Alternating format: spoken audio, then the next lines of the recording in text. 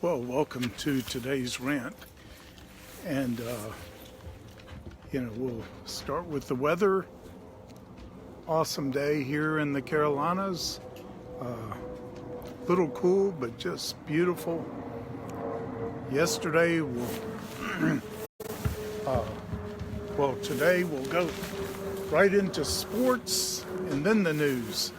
But the Eagles won the Super Bowl. Philadelphia Eagles, and probably, I don't know, I think I've watched every Super Bowl but one or two. I remember missing one when I was in the service and we couldn't get coverage. It's the only one I may have missed, but no question in my mind that yesterday's game was one of the best ever after one of the worst seasons ever. The NFL just got clobbered, and it was kind of a self-inflicted wound. But, I'm sure the Super Bowl yesterday probably brought a lot of fans back. And, I hope they get past their politicizing the sports and things. That is really a downer. They lose far more people than they gain, who may appreciate that. But what an awesome day for the Eagles. It was the only game I went to this year. I went to see our Panthers play the Eagles, and I knew right away there's something different. Something's going on there, and it was a good thing. I watched whenever somebody was injured. It looked to me like the entire Eagles bench would go down their knees and pray. And all the Eagles players on the field would do the same. And then I saw a lot of our Panthers players starting to do the same. Seemed like taking a knee for the right reasons. I shared all this before. And I shared this with you right after I went to that game, and how it really touched me. And then it came out in the news the next day, how that the Eagles team had a big baptismal service in their hotel, the hotel they were staying here in Charlotte. A number of the players were water baptized, and all their stars seemed to be in on the meeting. There's a move of God going on the Eagles, there's no question. It's not the first time I've shared that, but I think it's going on in the NFL again. And maybe some of the other teams. But guess what? That's a reflection of what's happening in the country. Now, I do, after I saw what I did when the Eagles were here, they were the team I cheered on most of the year. It had a feel-good thing to them. Both quarterbacks, Wentz, who is the one that was injured, he would have almost certainly, if he had continued to play at the rate he was, he would have been MVP of the league, doing an awesome job.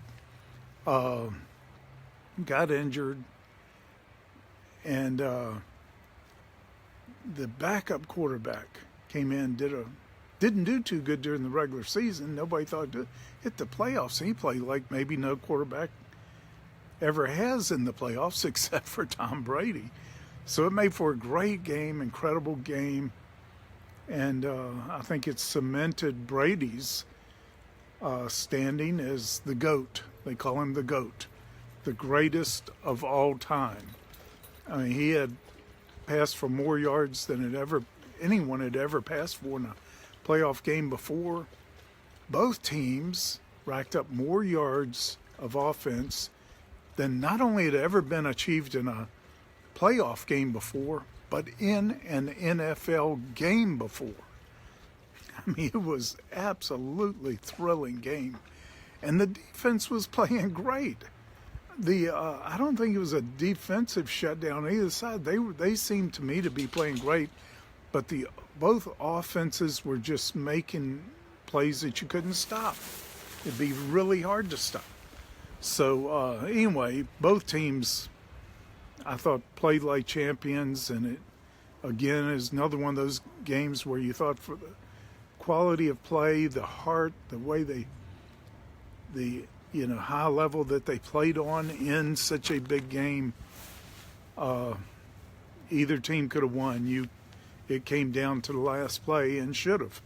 But I'm really excited about the Eagles. I do think it represents, Eagles in Scripture represent the prophetic. I think this is the year of the prophetic. I think we're going to see them rising to new heights. And just as the Philadelphia Eagles had never won a Super Bowl before, I think the Eagles are ready to play in the big game and win it. And but also like the fact that the Eagles are from Philadelphia, city of brotherly love. Now, I know the way the city celebrated afterwards. They highlighted the few people who got out of hand. But I tell you, Philadelphia is an incredible city. It's one of my favorite big cities. And yeah, it's got some areas, got some people, some bad things going on like all cities do. But what an awesome city. But I really appreciate what it represents. The city of brotherly love. And now they're on the top, and it was the Eagles. They're called the Eagles for a reason.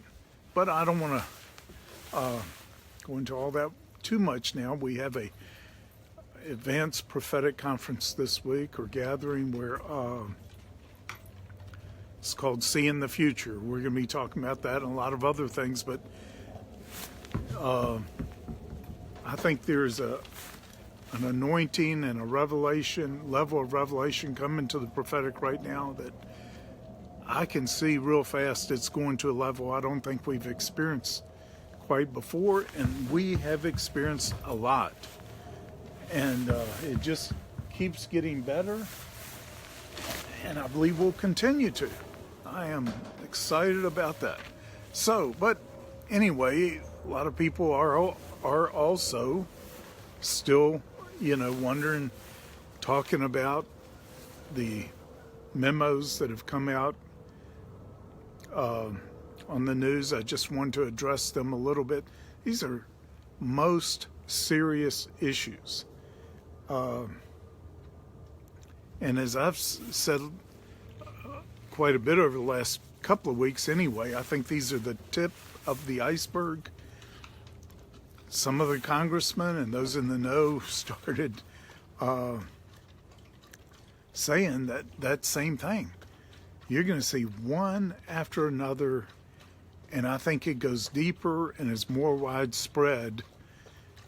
And all the protest about the Intelligence Committee releasing the Nunez memo, I looked at every protest I could. I looked at everyone who came out against it. Comey did, the former FBI chief. Brennan, former CIA director. Both heavily politicized, obviously. Both with very little integrity, in my opinion, if they have any left at all. And all of the Republicans, the shrillness of it, they did not contest a single point in the memo. They used blanket statements like lies, just political maneuvering and all this stuff, but they did not address a single point. And when the FBI protested the release of them, and the Department of Justice came over, met with White House officials to try to talk them into not releasing these things, they had not one single point in the memo could they point to and say was not accurate or not true. It's all about whether the American people should be trusted with this information or not. Now, my thing is, I appreciate some of the Democrats have started saying we should release all the information, including the information that was used to develop that Nunez memo. And boy, Republicans jumped all over that and said, yes, that's exactly what we need to do. I don't think the Democrats knew what they were doing, but now everybody's saying release the FISA applications. that were used, and let's really release all this, bring it all out to the light of day. And I think this is the worst thing that could happen for many people who have been involved in what was beyond corruption in our government.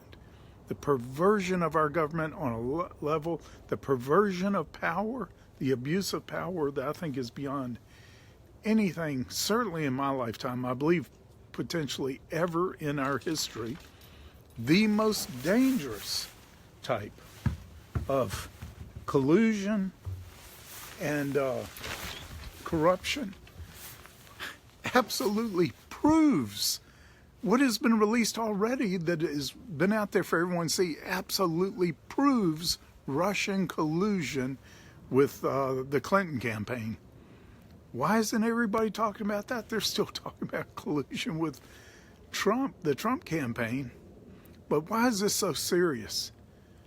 Of course, I've got I've done a lot of research on this over the weekend, done more research, and I want to do a point-by-point addressing of the real issues of this. I think it is that important and much for us to pray, but it was basically the politicizing and then the politically weaponizing the FBI and the Department of Justice to destroy political opponents, to control an election.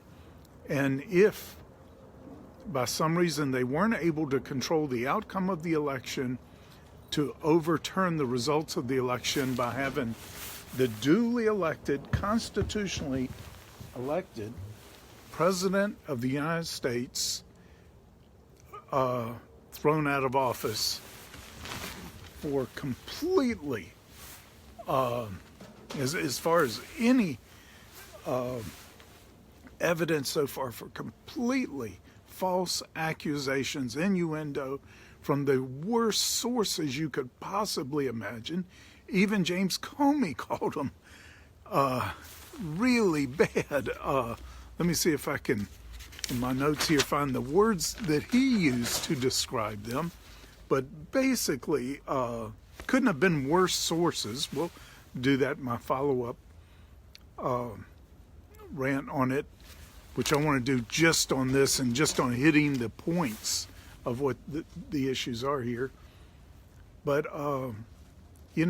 spying on American citizens, using the American law enforcement, Defense Department, intelligence services to spy on American citizens without getting a FISA warrant, which is was a counter-terrorist act, not counter-politics, counter-terrorism act, is a most serious and heinous crime of law enforcement or anybody who would do such a thing. And this, as far as I can tell, absolutely proves that it was done at the highest levels of our FBI and Department of Justice, and with the intent, like I said, of overturning an election.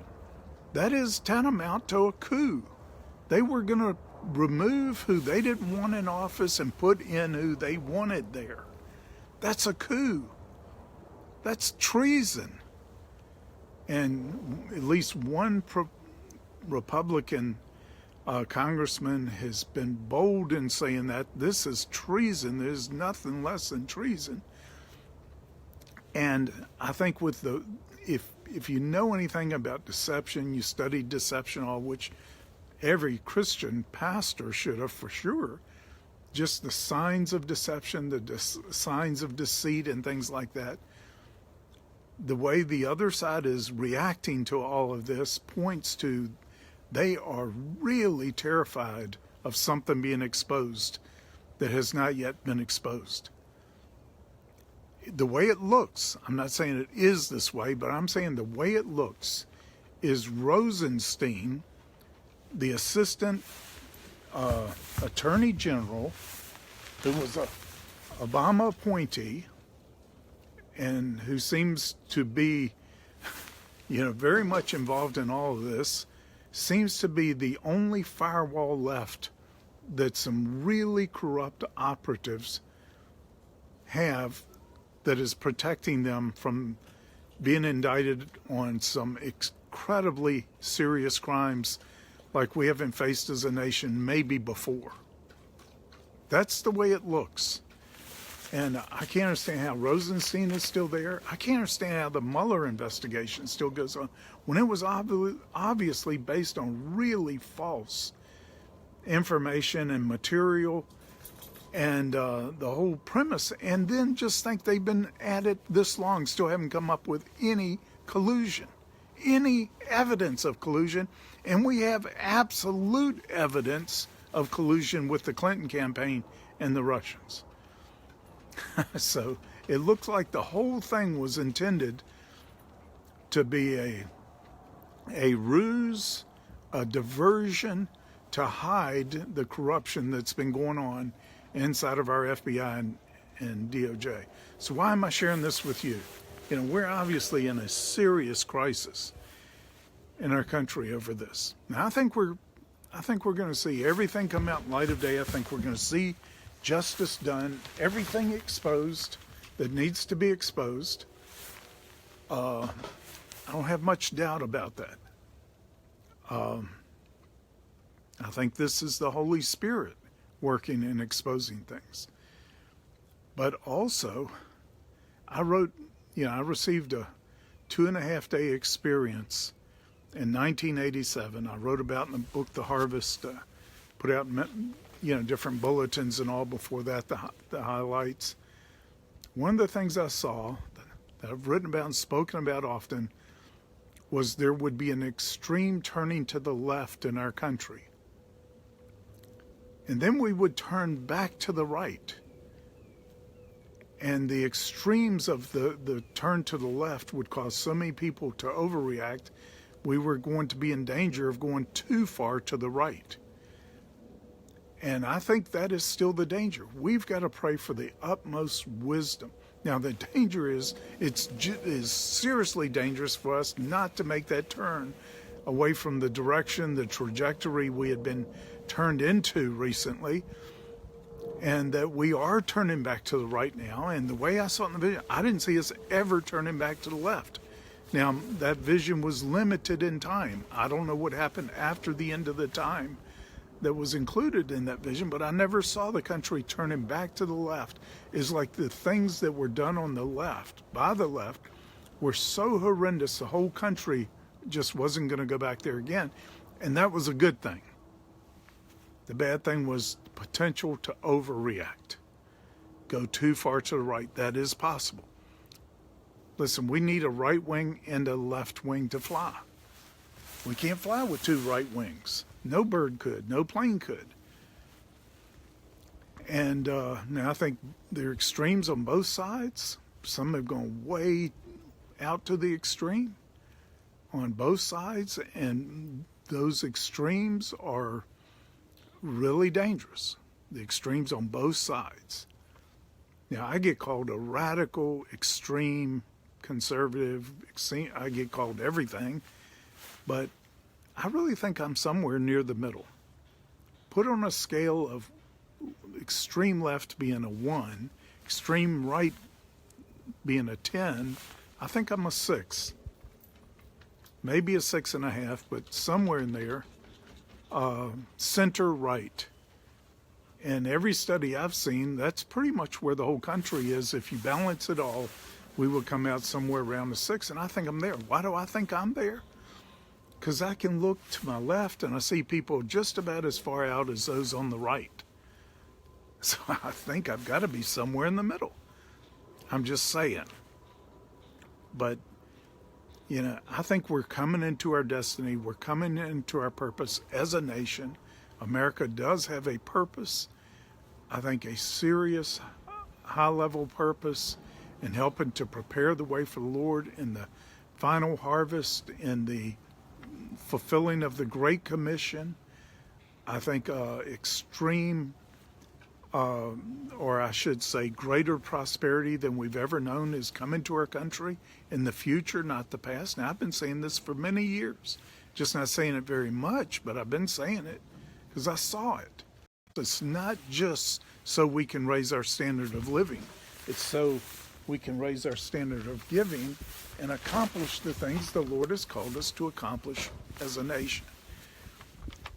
And when I had an encounter with him in 2014, I felt like this was something that he gave me as a mandate and to address. And then through some of the prophetic revelation I've had, I felt a responsibility with it. If you remember the one I had years ago about the log cabin that was America, each room represented a different part of America, how the foundations were on fire, and the fires were starting to break through the flooring, and how the Lord showed me what had to be done to put those fires out that were consuming our foundations. That's what I've been trying to do, turn a fire hose on them. And but anyway, I'm just sharing with you a little bit of behind the scenes. But if you're going to be at our prophetic conference this week, I think we're pretty sold out, but I think we have been for a while actually, but you can, check us out online, MorningStar TV and all, but there's going to be a word coming out of that. I think a word of direction and a word that really does point to a trajectory we need to be on for the future. Got Chuck Pierce will be with us, Paul Keith Davis, other prophetic people will be with us, and really someone's been sending me what they've been getting. I think a really strong, clear word is going to come. So hopefully you can join us or at least get the material and resources from that's coming up. But we really need to hear clearly. We really need to get on course right now for what is unfolding. And what is unfolding is the greatest move of God there has ever been. He really has saved his best wine for last. These are issues that need to be settled, stumbling blocks that need to be gotten out of the way. But thank the Lord, they're being illuminated and they're being addressed now. So thank you for joining me for today's rant. And in sometime the next couple of days, I'm going to try to get into some more real detail of what came out in the Nunez memo and why this is so critical for us to understand. Do it in a simple way, a fast way.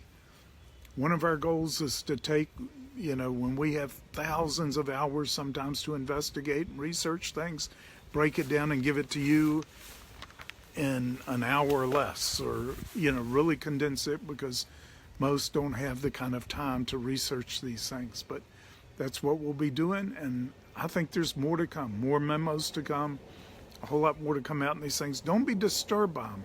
Understand this is the Lord getting us back on track. Thank you for joining today's rant.